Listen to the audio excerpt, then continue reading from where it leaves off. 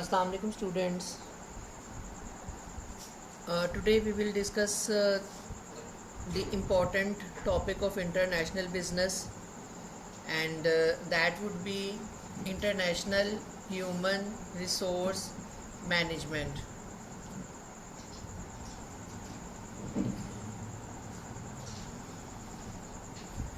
Human resource management deals with the entire relationship of employee with the organization.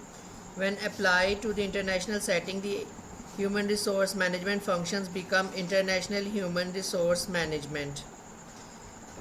As the international business strategic insight shows, when a company enters the international arena, the human resource management function takes on added complexity. We examine the basic HRM functions, including recruitment and selection, training and development, performance appraisals, compensation, and labor relationship. Basic functions of HRM. The first one is recruitment and selection.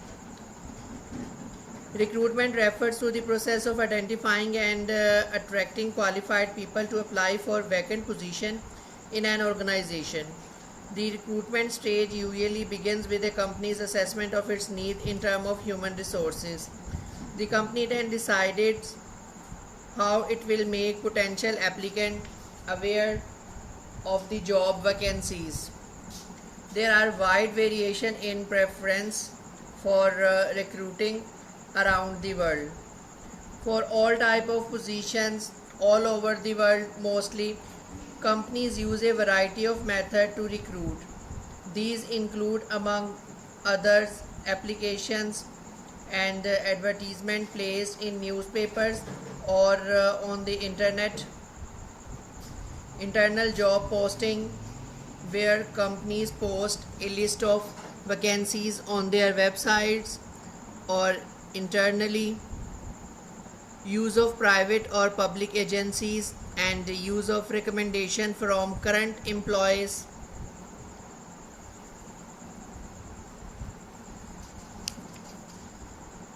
The methods of recruiting is mostly depending upon the culture of the country. After an MNC has developed a list of potential candidates for a job, it has to select a person for the job. The process by which a company chooses a person to fill a vacant position is known as selection. Similar to recruitment, selection criteria vary widely around the world.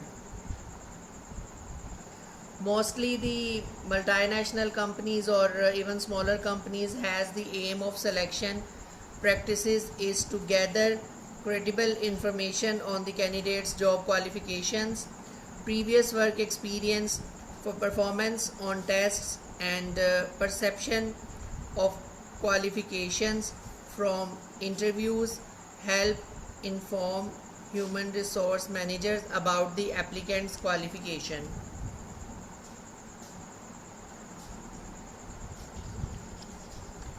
After the multinational company has selected individual for the job, it need to train these employees. So training and development. Training and development refer to the effort of the MNC to provide education and other programs to better equip its employees to do their job. Such training at work may involve formal training, informal training, learning embedded in the workplace, and other form of learning. With globalization, many countries are seeing an increased emphasis on training as their people are required to learn more than ever before to adapt to the new work environment. However, many multinationals are finding that appropriate training and development can be an asset as they try to retain workers. Furthermore, the ability to identify and train leadership talent is also becoming critical as multinationals face a shortage of talented executives. Training and development also based upon the culture of the country. For example, in UK and USA, they adopted different types of training, while Japan, Korea, France, and European countries experience different types of training for their employees. After the company has trained its employee, it's also need to assess its company's performance. So performance appraisal. The process by which companies appraise their employees is known as performance appraisal. All companies must assess their employees' performance to identify people to reward, promote, demote, develop and improve, retain or fire. Not everyone can move up the ladder of the organizational pyramid, and the performance appraisal function serves as an important assessment tool. Some societies such as UK, USA prefer different kind of techniques and tool for performance appraisal. Some other collectivist societies such as South Korea, there is a preference for seniority based promotions rather than appraisal based promotion. MNC must offer match its performance appraisal system to fit the local culture. Failure to do so may result in unnecessary conflict with local workers. Compensation. Compensation includes the effort of multinational to distribute wages and salaries. Incentives such as bonus and benefits such as retirement contribution. Compensation is also a critical aspect of what human resource management policies companies use to motivate their employees. There are wide variation both among countries and among organizations within countries concerning how to compensate workers. Some different stem from whether compensation should be based on achievement or performance. Other important differences include whether everyone in a team should be paid the same or whether compensation should be made based on individual performance. Compensation practices clearly vary around the world. Previous studies report that the culture dimensions reported in the previous topic can help multinational companies design appropriate compensation system.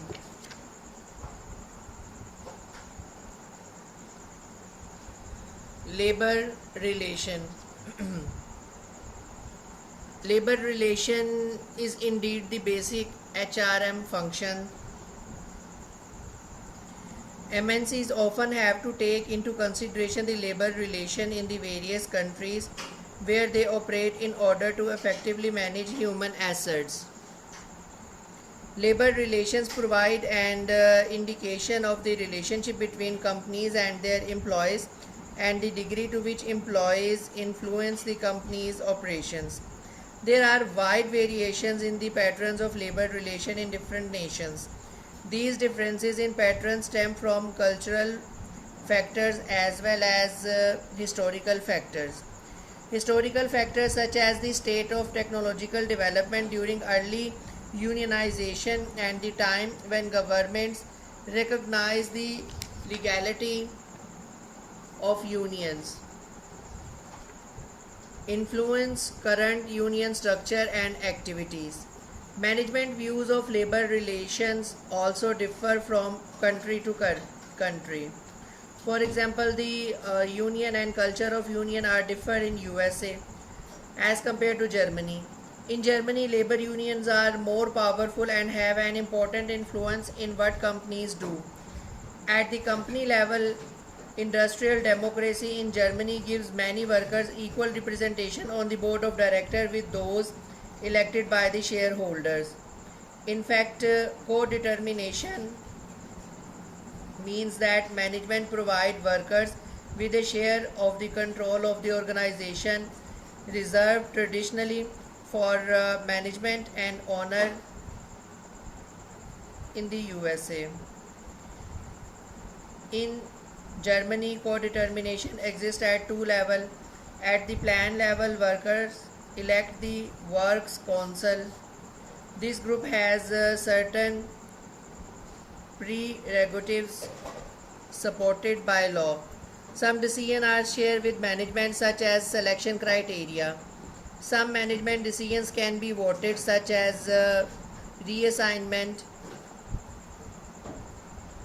Finally, management must consult and inform the work council on other decisions, such as accident protection.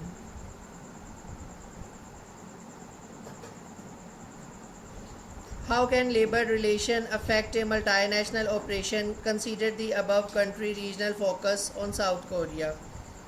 How can a multinational manager assess the extent of labor influence? A strong factor that indicates the degree of labor influence in the union membership density. Union membership density refers to the proportion of workers who belong to unions in a country. Union membership levels are vary around the world. In some societies such as Thailand and the USA, union membership levels are relatively low, thereby suggesting minimal influence or labor union on the multinational's operation. However, many former communist countries in Eastern and Central Europe have strong protection of worker rights.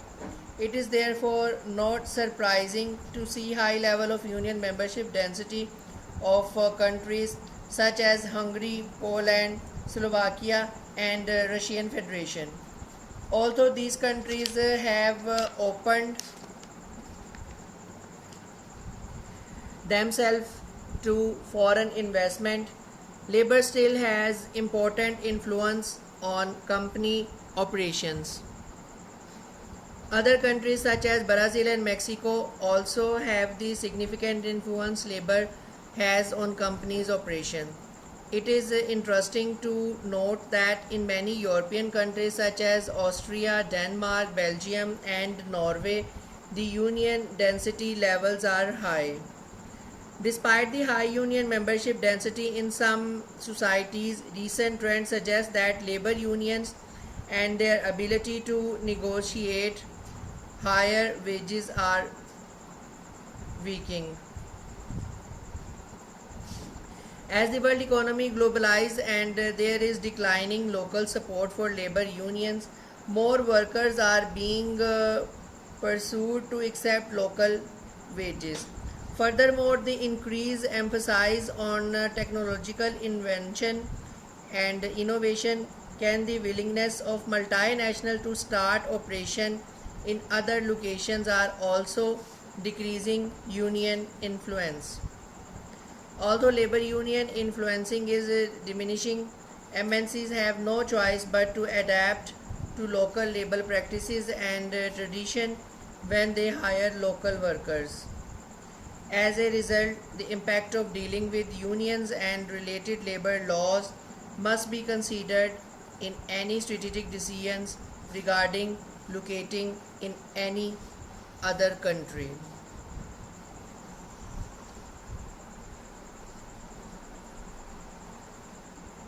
Expatriates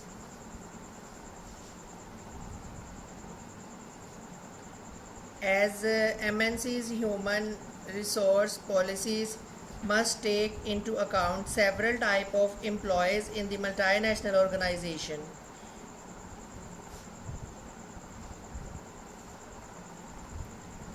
MNC also rely on expatriate employees who may come from a different country from the one where they are working. They are typically belong to the managerial and professional staff rather than to the lower level workforce and thus present the multinational with unique challenges. Expatriates can actually be of different types. Some expatriates employees who come from the parent firm home country are called home country nationals. Other who come from neither the host nor home countries are called third country nationals. Finally, local workers may also be hired in the host country where the unit is located. These workers are known as host country nationals.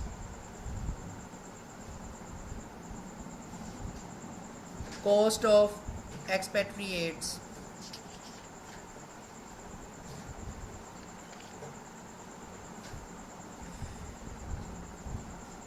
To entice employees to take international assignment as expatriates, the appropriate incentives have to be provided.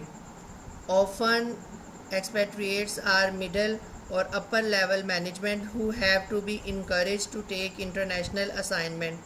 They may be reluctant because they do not want to remove their children from school or may not want to sacrifice their partner's career. As a result, the MNC has to provide significant incentive to encourage its worker to take such assignments, and expatriate can be very costly. For instance, total compensation of expatriate manager can often be more than 3 to 4 times that of home-based salaries and benefits.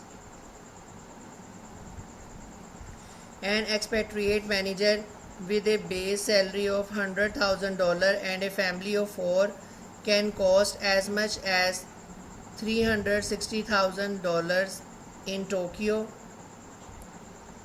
$275,000 in Hong Kong, $210,000 in Singapore, $250,000 in London. Furthermore, as more companies compete, compensation for expatriate is becoming an important source to retain such expatriate. The compensation packages of expatriates are thus dependent on the cost of living in the particular country to which the expatriate is sent. Many multinationals use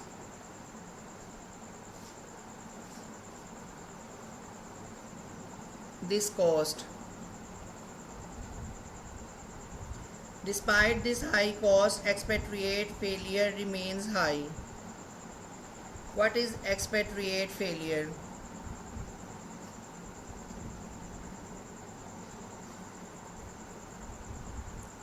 Across industries, a very large portion of expatriate fail.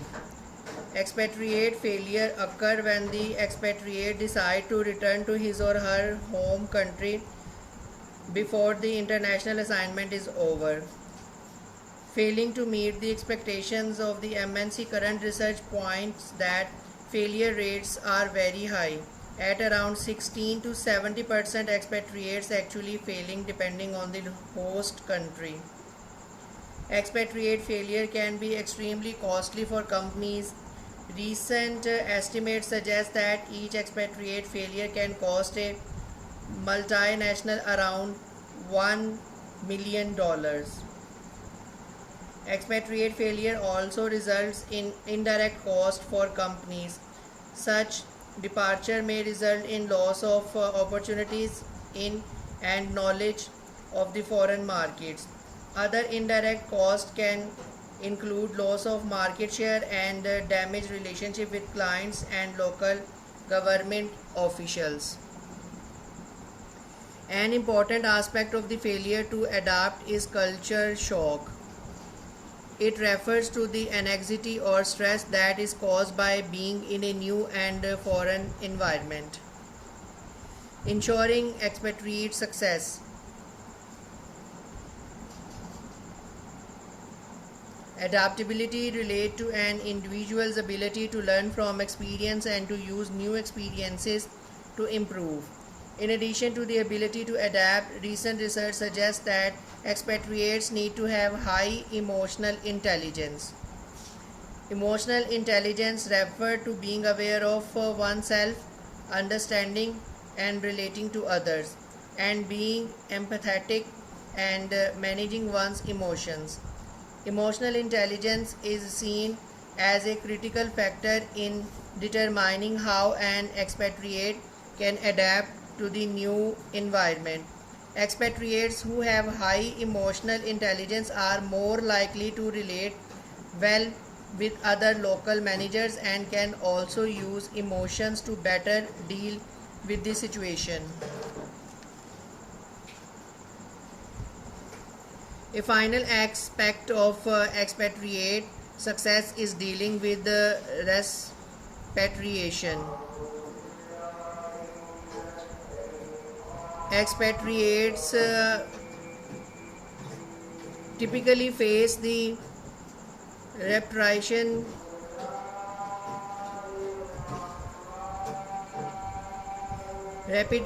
problem, representing the difficulties that managers face in coming back to their home countries and reconnecting with their old job. Furthermore, expatriates may also experience reverse culture shock, where on returning they experience significant challenges in reintegrating their domestic environment. For example, returning expatriate can experience significant stress related to their children facing new expectations at school. Furthermore, they may need to navigate a new social environment where they have to make new friends. Finally, the returning expatriate may also face significant challenges on encountering a new work environment. The future women expatriates. Despite the increase in demand for expatriates, the number of female in expatriate position has stayed at around 2 to 15% of all expatriate position. Such levels are surprising given the scarcity of employees at a highest level. However, many multinational companies tend to be reluctant to post women in expatriate position. Some multinational companies are simply not interested, while others assume that women will face prejudice once in foreign country.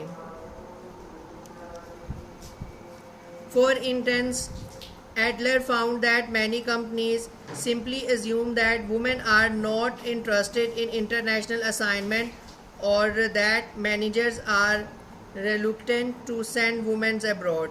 However, such assumptions are mere myths. Although these myths may persist in some organizations, it is clear that the future will see a rapidly growing number of female expatriates. Such reasoning is logical given that women have some advantages compared to men. For instance, women are more likely to excel in relational skill, a major factor in expatriate success. Women report that local male managers can be more open in communication with a woman than with a man. Local men, even from traditional cultures, can talk at ease with a woman about an array of subjects that include issues outside the domain of traditional male-only conversation. In other cases, just in being unique, female expatriates tend to be more visible and thus more sought after. Furthermore, women may sometimes have cultural predispositions that are more compatible with local cultures. Thank you very much. End of today's lecture.